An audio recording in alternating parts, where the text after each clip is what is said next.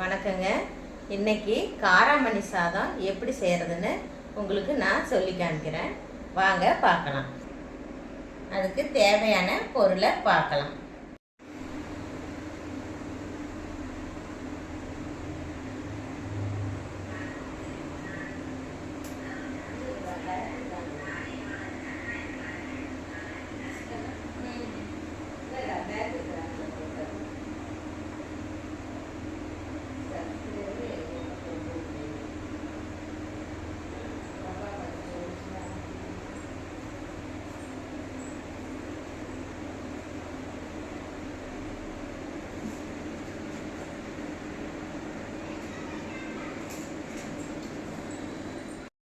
அடுப்பை பற்ற வச்சுக்கலாங்க. அடுப்பு பற்ற வச்சு குக்கரில் தான் நான் இன்னைக்கு செய்ய போகிறேன்.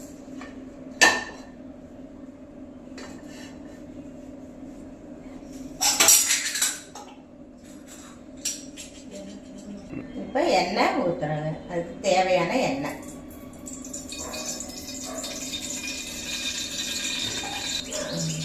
இப்போ இதில் 3 டேபிள் ஸ்பூனு எண்ணெய் ஊற்றிருக்கிறேங்க. நாங்கள் 3 பேர்த்துக்கான அளவுக்கு இப்போ செய்யறது. இப்போ எண்ணெய் காஞ்சிருச்சு. கடுகு போடுறோங்க. கடுகு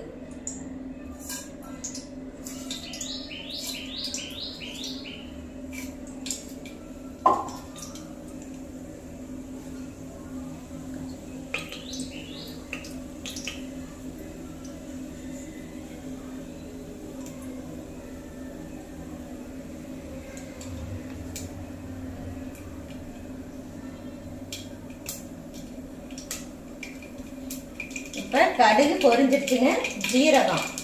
ஜீரகம் போட போகிறோங்க.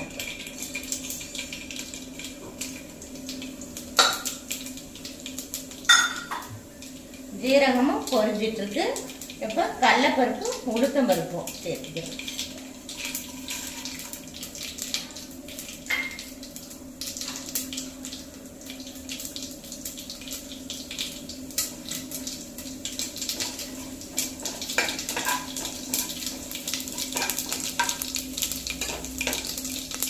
கடலைப்பருப்பும் உளுத்தம் பருப்பும் கொஞ்சம் பொன்னிறமாக ஆகணுங்க.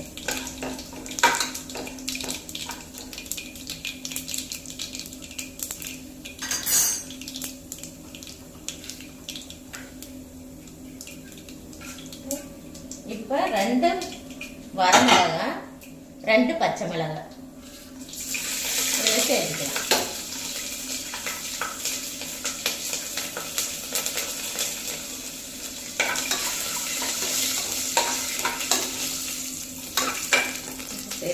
இப்போ வெங்காயம், பெரிய வெங்காயம் சேர்த்துறேங்க.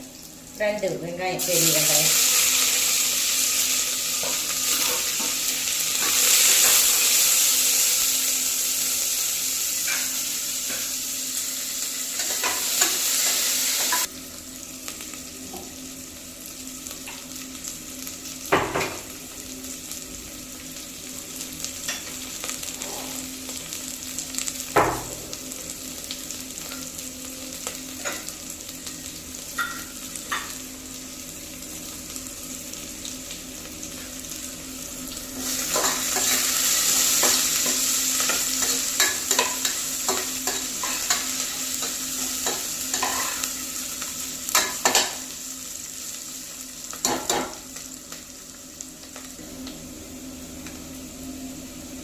வெங்காயம் இப்போ வதங்கிடுச்சுங்க. கண்ணாடி பதத்துக்கு வதங்கிடுச்சு. இப்போ தக்காளியும் சேர்த்துறோம். தக்காளி சேர்த்துட்டு அதுக்கு தேவையான மஞ்சள் 1 ஸ்பூன் மஞ்சள், மிளகாத்தூளும் கொஞ்சம் சாம்பார் பொடியும்.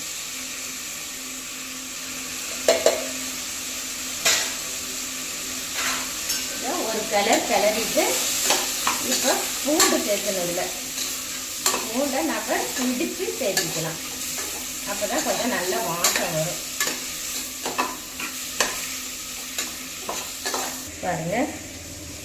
பாருங்க பூண்டு இதில் 2 பூண்டு, மீடியம் சைஸ் பூண்டு 2 எடுத்து கொஞ்சம் நல்லா உரித்து இப்படி இடிச்சுக்கணும்.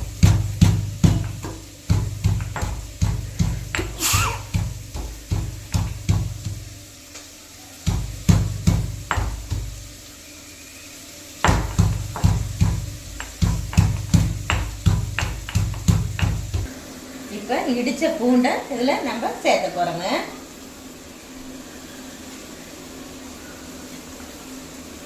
பூண்டு, அப்புறம் பெருங்காயத்தூள், இதுக்கு தேவையான பெருங்காயத்தூள்,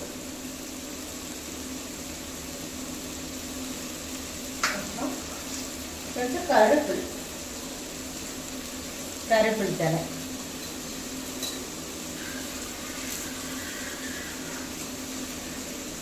எல்லாம் போட்டு நல்லா கலரிட்டு இப்போ காராமணி நம்ம இதில் சேர்த்துக்கலாம். எடுத்து வச்சிருக்க காராமணி இதில் சேர்த்த போகிறோம். ஊற வச்சு கழுவி வச்சுருந்தாங்க, இப்போ இதில் சேர்க்கலாம்.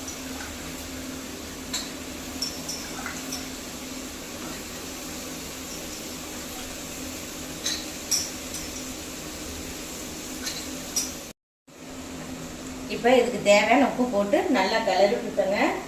இப்போ வெந்துட்டுருக்கு. இப்போ நம்ம அளவு தண்ணி வைக்கிறோம். 3 டம்ளர் அரிசிக்கு 6 டம்ளர், 1 டம்ளர் சேர்த்து வைக்கிறேன்.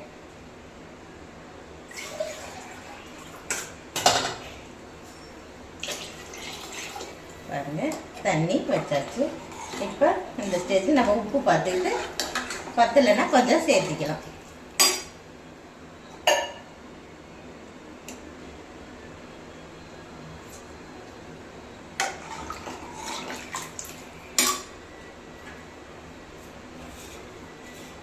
கொஞ்சம் உப்பு சேர்த்துறேங்க, கல் உப்பு. ஒரு கல் கொஞ்சம் உப்பு தூக்கலாக இருக்கணும் நமக்கு, அப்போ சாப்பாட்டுக்கு சரியாக இருக்கும். கொதிச்சது நம்ம அரிசியை சேர்த்துக்கலாங்க. இப்போ பாருங்கள், நல்லா தண்ணி கொதிச்சிருச்சு. இந்த ஸ்டேஜில் நம்ம அரிசியை சேர்த்திக்கிறோம்.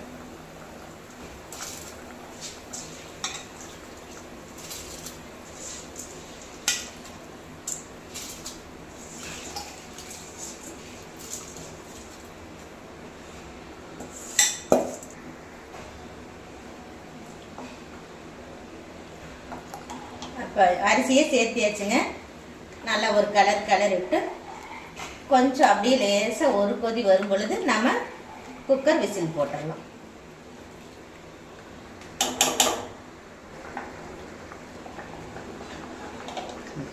பாருங்க, இப்போ நல்லா அரிசி கொதிச்சு வெந்துட்டு இருக்கு. இந்த ஸ்டேஜில் நம்ம விசில் போட்டு விட்டுறலாம் குக்கருக்கு.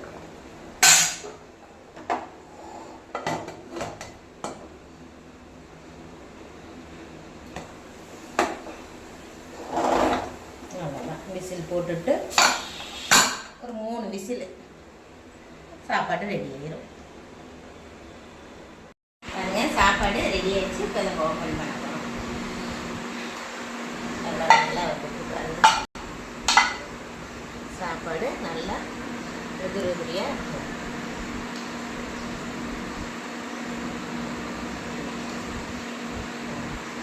இப்போ டேஸ்ட் எப்படி இருக்குங்க. இதில் தேவைன்னா நெய் போட்டு கொஞ்சம் இது பண்ணிக்கலாங்க. நாங்கள் இப்போ அப்படியே சாப்பிட்றோம். இப்போ பாருங்க, நான் டேஸ்ட் பண்ணி எப்படி இருக்குன்னு சொல்கிறேங்க. இதுக்கு தொட்டுக்க அப்பளம், சட்னிங்க, சைடிஷ் கடலை சட்னிங்க. இது சாப்பிட்டு சொல்லுங்கள் எப்படி டேஸ்ட் எப்படி இருக்குது.